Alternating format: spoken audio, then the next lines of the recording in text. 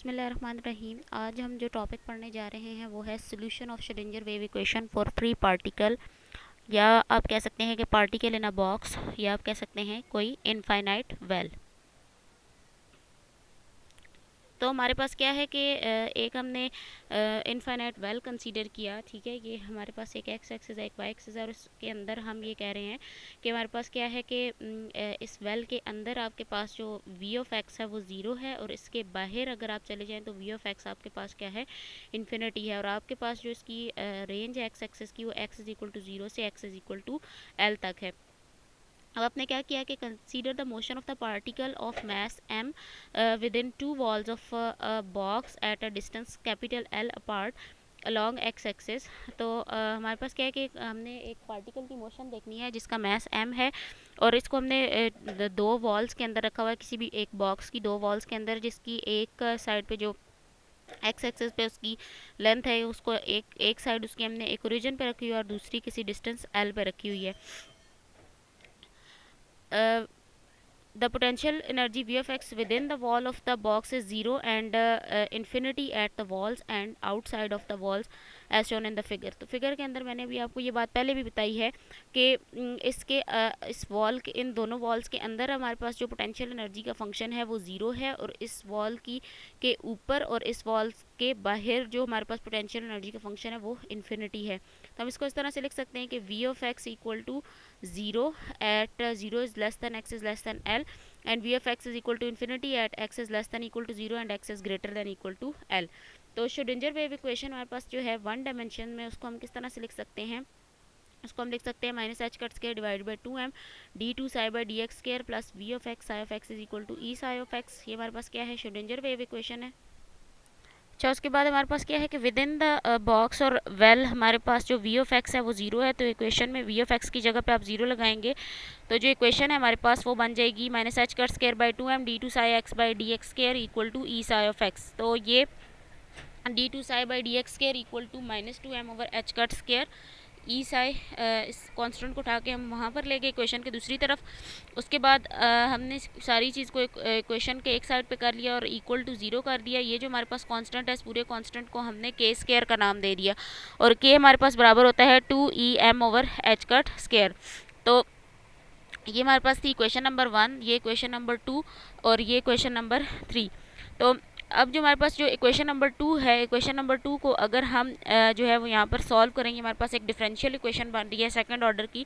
इसको अगर हम सॉल्व करें, डिफरेंशियल की जगह पे हम डिफरेंशियल ऑपरेटर डी लगा दें, d square psi plus k square psi equal to zero. यहाँ से डी स्केयर की वैल्यू हमारे पास आ जाएगी माइनस के स्केयर, और डी इक्वल आ जाएगा प्लस माइनस आयोटा के। तो सोल्यूशन जो है डिफरेंशियल इक्वेशन का, उसको हम इस फॉर्म में लिख सकते हैं कि psi of x equal to A one e power iota x plus B one e power minus iota x.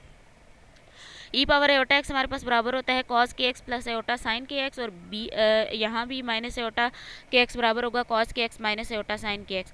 तो A one plus B one cos के एक्स और A one minus B one iota sine के X. तो psi of X हमारे पास बराबर आ जाएगा ए कॉस के एक्स प्लस बी साइन के एक्स। अब हमने क्या करना है कि बाउंड्री कंडीशंस अप्लाई करनी है वेव फंक्शन के ऊपर। तो फर्स्ट बाउंड्री कंडीशन हमें क्या कहती है कि at x equal to zero psi of x equal to zero and at x equals to L psi of x equal to zero. ये हमारे पास है बाउंड्री कंडीशन के x is equals to zero पे भी आपके पास जो वेव फंक्शन है वो ज़ीरो है, और x is equals to L पे भी आपके पास जो वेव फंक्शन है वो ज़ीरो है। तो psi is equal to zero लगाएं, एक्स इक्वल टू ज़ीरो लगाएं, तो psi of zero is zero, A cos zero plus B sine zero आ जाएगा। तो कॉस ज़ीरो जो है हमारे पास वो वन होता है और साइन ज़ीरो ज़ीरो होता है, तो ये हमारे पास आ जाएगा ए इक्वल टू ज़ीरो। तो अब A is equal to zero हमने लगाना है अपनी इक्वेशन के अंदर, इस वाली इक्वेशन के अंदर हमने लगाना है इज इक्वल टू ज़ीरो, तो sine x equal to B sine के एक्स बाकी बचेगा। अब हमारे पास हमने क्या करना है, एक्स की जगह पे एल लगा देना है। एक्स की जगह पे जब हम एल लगाएंगे तो हमारे पास ये आ जाएगा बी साइन के एल। ठीक है, एक्स की जगह पे हमने एल लगाया तो बी साइन के एल आ गया, तो ये psi of L equal to zero B sine K L आ गया। So B is not equal to zero, sine K L equal to zero हो जाएगा। के एल हमारे पास यहाँ से किसके बराबर आ जाएगा, ज़ीरो पाई टू पाई, यानी साइन आपके पास ज़ीरो पे ज़ीरो होता है, के पाई पे ज़ीरो होता है, टू पाई पे ज़ीरो होता है, अप टू सॉन। तो K L is equals to N pi आ जाएगा, and K is equals to N pi by L आ गया। This is called as equation number 6। अब हमारे पास n is equal to 1 2 3 up to so on, ठीक है, इसकी कोई भी वैल्यू हो सकती है। तो n जब जीरो होगा तो के एल जीरो होगा। अब के एल जीरो होने का मतलब ये है कि हमारे पास एल तो जीरो नहीं हो सकता है, क्योंकि ये हमारे पास बॉक्स की विड्थ है, ये तो जीरो नहीं हो सकती। इसी तरह हमारे पास के जो है वो भी नॉट इक्वल टू जीरो है, क्योंकि के हमारे पास किसके बराबर है, 2m/e/h कट स्केयर के। इसका मतलब अगर ये जीरो होता है तो इसका मतलब है कि एनर्जी जीरो है। पार्टिकल की एनर्जी जीरो होने का मतलब ये है कि पार्टिकल मूव नहीं कर सकता। तो इसका मतलब ये हुआ कि n is equal to zero, so is not acceptable, ठीक है, एक्सेप्टेबल नहीं है n is equals to zero.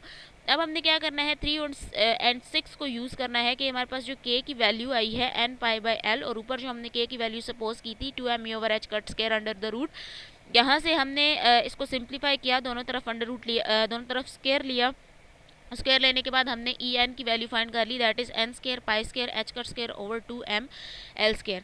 अब यहाँ पर जो एल है वो रिप्रेजेंट कर रहा है विड्थ ऑफ द बॉक्स को, एंड जो आपके पास डिफरेंट अलाउड एनर्जीज हैं उनको आप किस तरह से लिख सकते हैं, आप लिख सकते हैं कि for n is equals to 1, n की जगह पे आप 1 लगाएंगे तो e1 आपके पास इक्वल आ जाएगा pi square H cut square over 2m L square.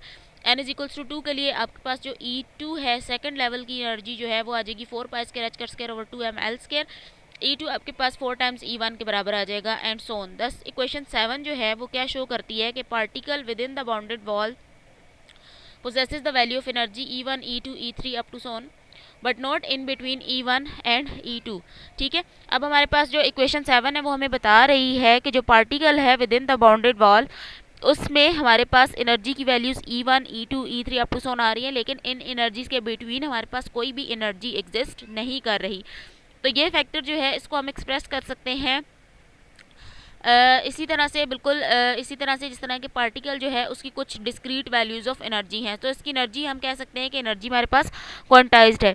E1 हमारे पास क्या है, ग्राउंड स्टेट एनर्जी है, और दूसरी energies E2, E3 up to Son E4, E5 जो है वो सारी एक्साइटेड स्टेट एनर्जीज हैं।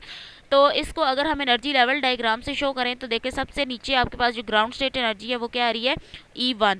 उसके ऊपर जो जितनी भी सारी एनर्जीज आ रही हैं वो सारी आपके पास क्या हैं, एक्साइटेड स्टेट एनर्जीज हैं। अच्छा, जब हमारे पास a इक्वल टू 0 था तो हमने क्या साई की वैल्यू क्या निकाली थी, psi of x equal to B sine of k x. अब हमने क्या करना है कि हमने वैल्यूज़ यूज़ करनी है using the value of k in above equation. k की वैल्यू अबव इक्वेशन में लगा दें, n pi by L into X आ जाएगी। तो हम यहाँ से b फाइंड कर सकते हैं। कैसे फाइंड कर सकते हैं, हम नॉर्मलाइजेशन कंडीशन लगा के फाइंड कर सकते हैं। तो हमारे पास नॉर्मलाइजेशन कंडीशन क्या है कि 0 टू l तक आपने इंटीग्रेट करना है, psi star psi D x equal to 1, psi star की वैल्यू लगाएं, साई की वैल्यू लगाएं और इसको सॉल्व करें। तो इसको सॉल्व करने तो हमारे पास क्या आ जाएगा, B square sine square N pi x over L D x equal to 1। तो sine square N pi x over L जो है हमारे पास वो उसको अगर हम हाफ एंगल आइडेंटिटीज़ का फार्मूला लगाएं तो हमारे पास 1 minus cos 2 N pi x over L divided by 2 के बराबर होता है। हमारे पास साइन स्केयर थीटा बराबर होता है, साइन स्केयर थीटा बराबर होता है 1 minus cos theta 1 minus cos 2 theta divided by 2, ठीक है।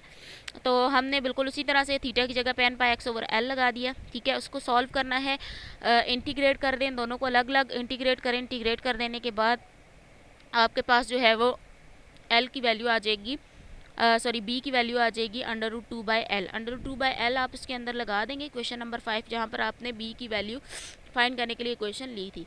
तो ये क्वेश्चन रिप्रेजेंट कर रही है किसी भी स्टैंडिंग वेव को, जिसकी वेवलेंथ जो है वो आप किस तरह से फाइंड कर सकते हैं। उसकी वेवलेंथ आप इस रिलेशन से फाइंड कर सकते हैं, lambda is equals to H over P, P N denote the momentum for the state N of the particle, then lambda N is equals to H over P N आ जाएगा।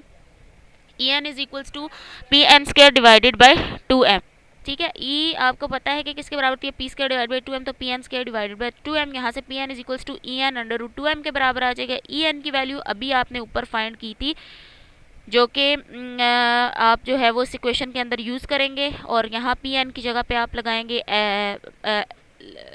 H over lambda N, और उसके बाद इसको simplify किया तो lambda N की value आपके पास आ गई H over 2m E N. तो अब आपने क्या करना है, ई एन की वैल्यू लगा दी, pi square N square H cut square over 2m L square. थोड़ा सा सिंप्लीफाई करें, सिंप्लीफाई कर लेने के बाद आपके पास जो है वो लैम्डा एन किसके बराबर आ गया, 2l/n के। ये क्वेश्चन शो करती है कि स्टैंडिंग वेव जो आपके पास बन रही है किसी भी बॉक्स के अंदर, उसकी वेवलेंथ क्या हो सकती है, 2l हो सकती है, l हो सकती है, 2l/3 हो सकती है, एंड अप टू सोन। तो हर वेव का एम्पलीट्यूड जो है वो आपके पास 2/l अंडर द रूट है। तो अब आप क्या करें कि अगर इसको आप फिगर में बना लें तो आपके पास ψ1 के लिए ये वेव बनेगी, ψ2 के लिए आपके पास ये बन रही है, ψ3 के लिए आपके पास ये 3 कर्व्स आ रहे हैं, ठीक है। तो जो प्रोबेबिलिटी डेंसिटी है किसी भी पार्टिकल को फाइंड करने के लिए एट एक्स पे, वो आपके पास किसके बराबर होती है, साई स्टार साई या मॉड ऑफ साई स्क्वायर, ठीक है। तो आपके पास क्या हो जाएगी, 2/l प्रोबेबिलिटी डेंसिटी अगर आप फाइंड कर लें, 2/l साइन स्क्वायर n पाई l साइन स्क्वायर n पाई/l into X for n is equals to 1, for n is equals to 1। हमारे पास जो मैक्सिमम पीस आए है n को 1 अगर आप लगा देंगे तो आपके पास जो है वो साइन पाई x/l बचेगा, ठीक है। Sine is the function of pi बचेगा। तो आपके पास जो पाई x/l है वो बराबर आ जाएगा π/2 के। तो यहाँ से जो है वो आपके पास x is equals to l/2 आ गया। तो जो प्रोबेबिलिटी है that is the particle in most likely to be found at the middle of one dimensional box is shown in the figure. तो जो आपके पास है प्रोबेबिलिटी मतलब किसी भी पार्टिकल की प्रोबेबिलिटी कि वो middle of the dimensional box में कितना पाया जाता है, वो आपके पास ये फिगर के अंदर दिखा दी गई है, ठीक है। ये देखें फिगर के अंदर ये डॉटेड लाइन से उसको शो किया हुआ है, at x is equals to l/2 पे आपके पास प्रोबेबिलिटी मैक्सिमम आ रही है, ठीक है। तो यहाँ तक ये बस लेक्चर आपका एंड हो गया, ये टॉपिक। होप कि आपको ये लेक्चर समझ आ गया होगा। अगर कोई चीज़ समझ नहीं आई तो आप मेरे से कमेंट्स करके पूछ सकते हैं।